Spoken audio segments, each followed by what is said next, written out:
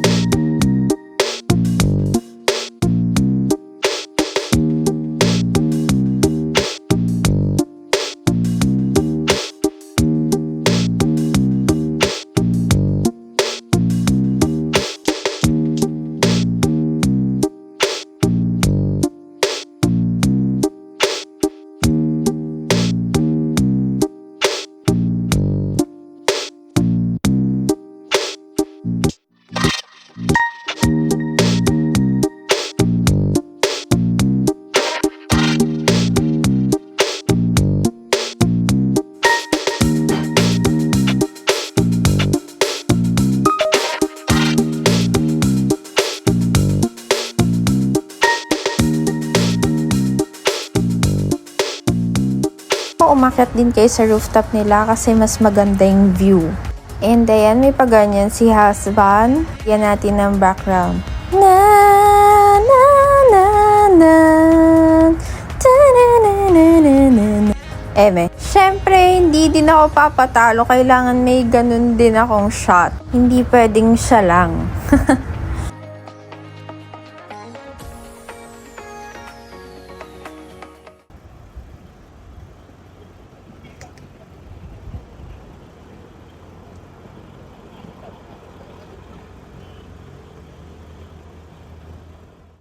Diba? Ang sarap-sarap niya lang titigan, no? O, diba? May ganito-ganito pa kaming nalalaman. Diyos ko, napaka-best actor na talaga ng husband ko. Kasi talagang nasasabayan niya yung mga ano ko sa buhay, yung mga kaartehan ko. Pero yun nga, ang sarap-sarap din kasi talagang mag-relax dito. At, you know, i-feel mo lang yung lamig, i-feel mo lang yung sound ng nature. Wala kasing music dito sa itaas, so talagang maririnig ninyo yung lagaslas ng tubig kahit napakalayo nito. At ang sarap niya talagang pakinggan. So ayun na nga, nagyaya na siyang umuwi kasi may duty pa siya niyan. Night shift siya ng araw na yan. Bago natin makalimutan ng lahat, dito pala kami pumunta sa Cucinata Restaurant. At this time, pababa na ulit kami ng Bacolod City, pero nag-stop kami dito. So, ito nga pala yung Pinewood Forest dito sa DSB. Nakapagpa-picture na ako dito before, pero dun sa loob, dun sa may mga pine trees talaga. Pero wala pa akong photo na nandito sa mismong kalsada. Kaya sabi ko kay husband, baka naman pwedeng mag-quick stop.